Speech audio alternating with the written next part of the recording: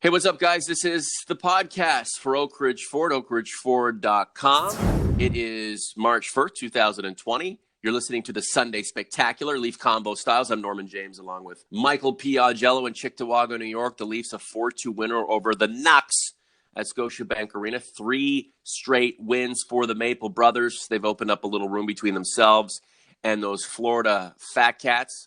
The Leafs in the third playoff position in the Atlantic Division. What's to come? More success, or are these guys going to hiccup a little bit? We shall see. In the meantime, Mr. A, good morning.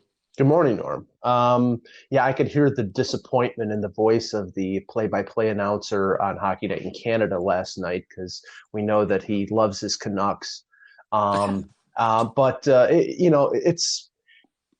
just say that after the debacle, the David Ayres debacle, which, by the way, I with every mention of his name, I think there was a drinking game going on last night. Mm-hmm. Because every time they mentioned David Ayres, if somebody took a shot, then there was massive DWIs in the Niagara Peninsula in southern Ontario. But that being said, the Leafs bounced back from that embarrassment to win three games in a row. Sure. With a shorthanded defense.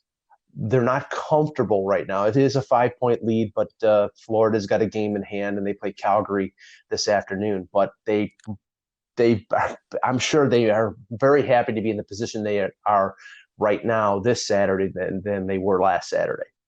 What's your takeaway from the Canucks game? They got the win, 2-2 through the first. The second period was a standoff, and then they buried them with a pair late in the game.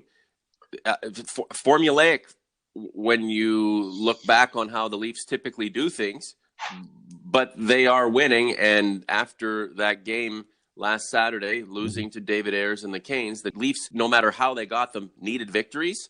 And so far, so good. Well, the Canucks game was almost a carbon copy of the Panthers game, in that both teams decided they were going to play shinny in the first 20 minutes than hockey, because it was wide open. And Freddie Anderson didn't look good, and neither did Thatcher Demko. But then after 20 minutes, I think the coaches basically read them the riot act, and they played a much more responsible game.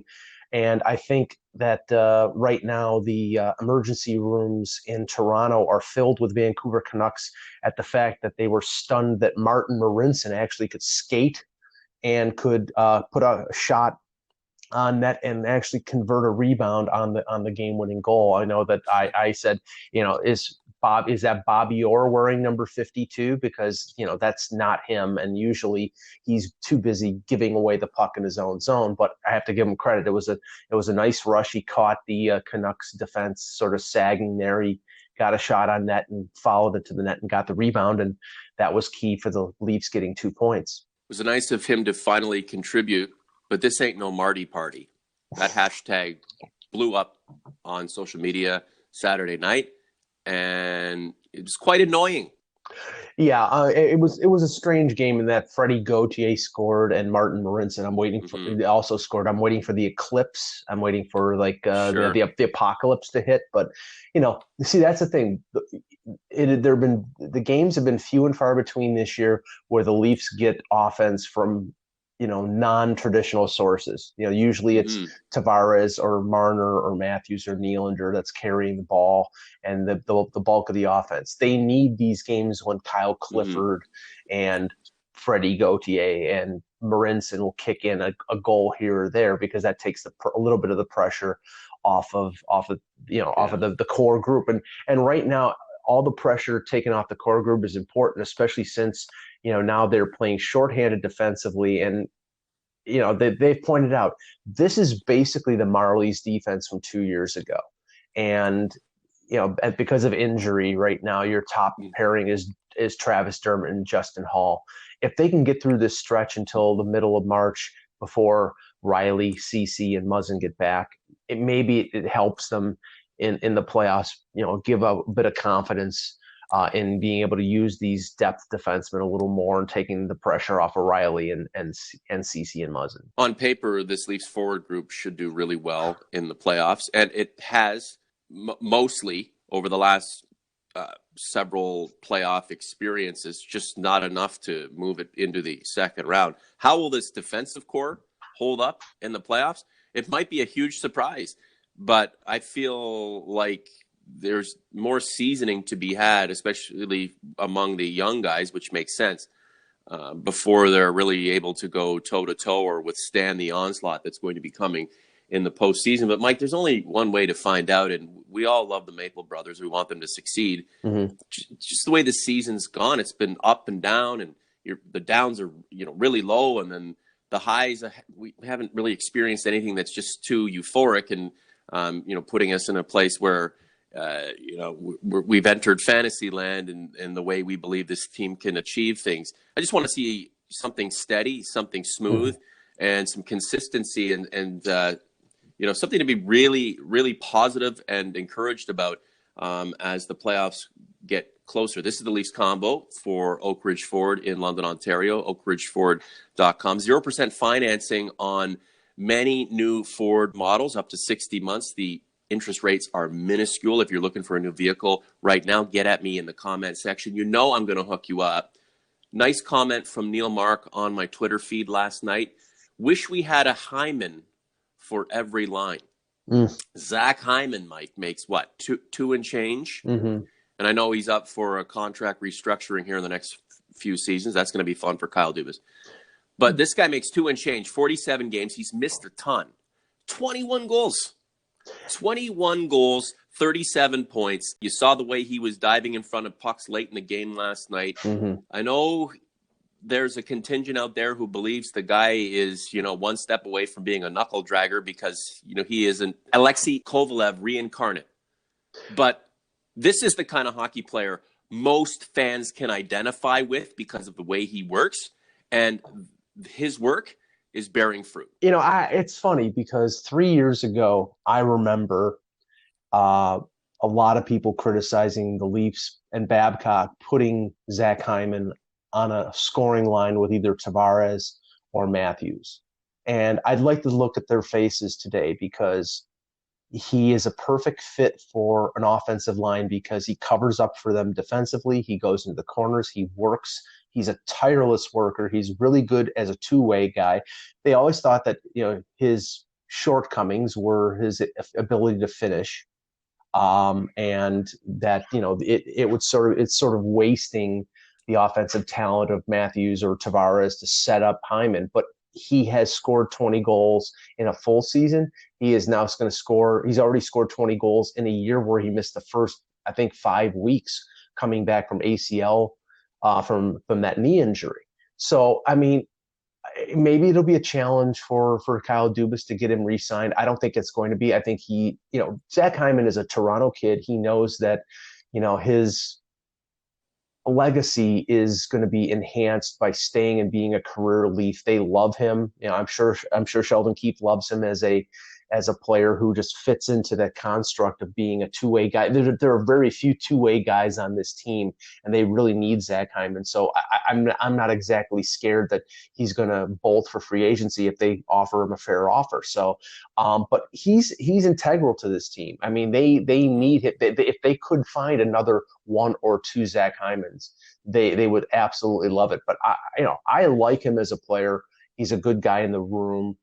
And you have to thank, and I'm not sure that people know this, you have to thank Kyle Dubas for this, because Kyle Dubas was his representative because he was at the University of Michigan. Kyle Dubas was his representative when he can't have an agent because he was a U.S. college player.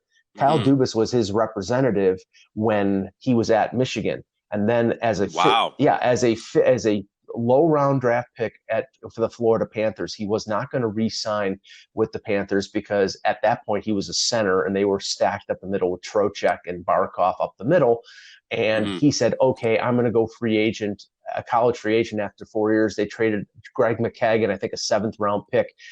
That may be Kyle Dubas's best deal, because I believe he made that before Lou Lamoriello came, and now they're reaping the rewards of that. And Zach Hyman is a key member of this team. That's a nice little nugget there, Mike. How many people knew that, or if they had an idea of that, knew the details of that situation? That's amazing.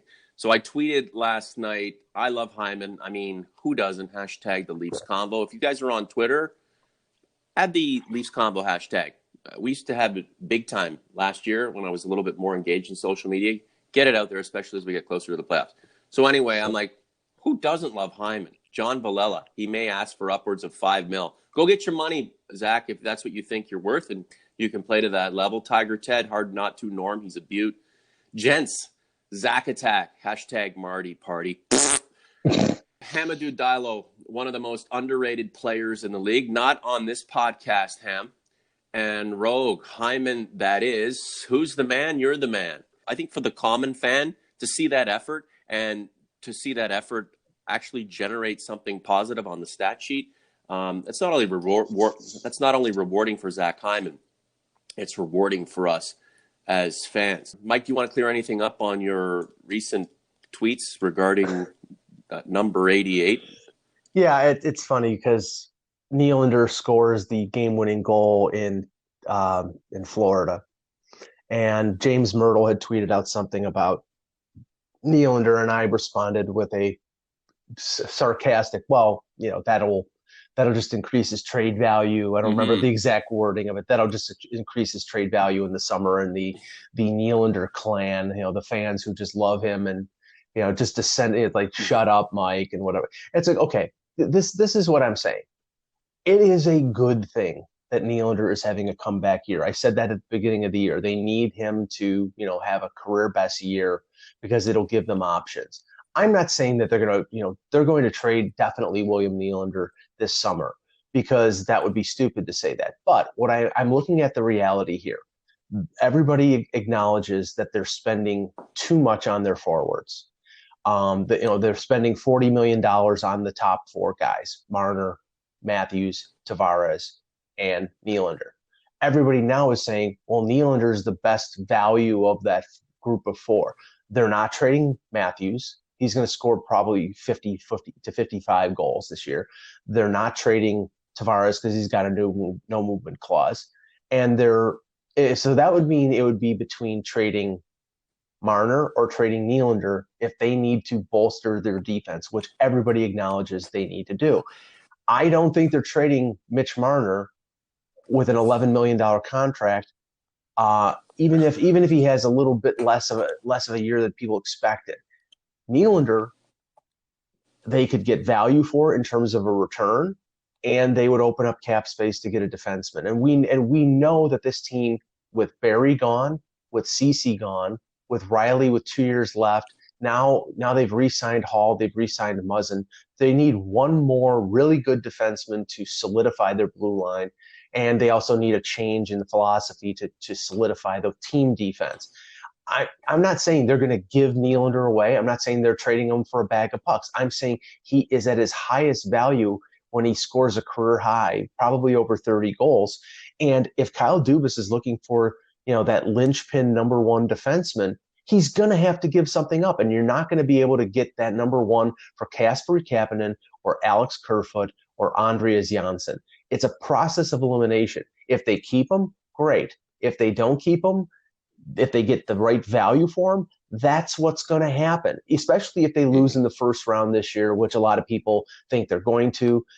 Who knows? You never know. I mean, Steven Stamkos just got hurt a couple days ago in the game against the Leafs. Now he's out 6 to 8 weeks.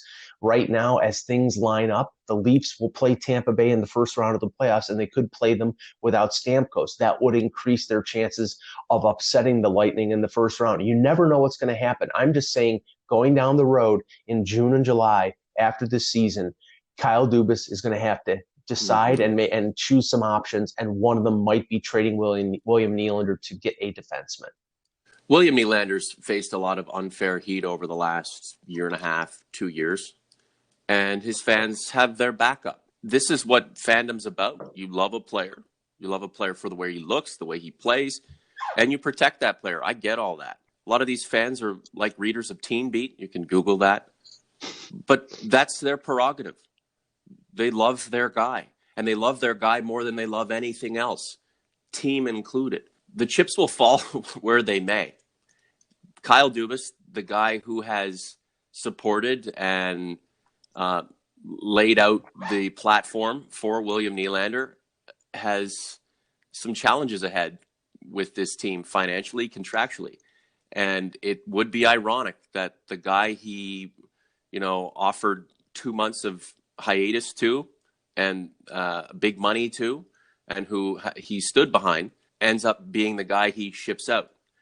OG's converts, instead of shitting on Mike because he's got a take, why don't you leave your take and make your case for William Nylander being the guy to stay or the guy to go? On Mitch Marner, Mike, you did mention something about him having a down year. I don't know if I caught that right. I mean, the guy's top 15 in points per game. He missed a ton of time, 64 points in 55 games. Mm-hmm. I don't think he's having. Think he does look a little ragged, and I don't know if he's injured. And he did look terrible in that game against Vezina Trophy winner David Ayres last week.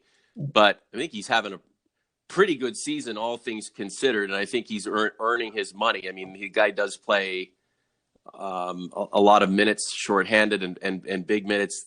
Sheldon Keefe absolutely loves him. So what I'm getting at here is make your case for one of these guys going and one of these guys staying, because it seems where we're at right now that with Matthews as an untouchable and Tavares having no movement clause, if one of these dudes has to get traded, it's going to be one of those dudes. So make your case instead of shitting on us for just laying out a potential scenario involving, the beloved William Nylander. We love the guy too. We love Mitch Marner too. And I'll tell you what, if one of those guys got shipped out and the Leafs won the Stanley Cup, I wouldn't give an F. You know what I'm saying, Mike?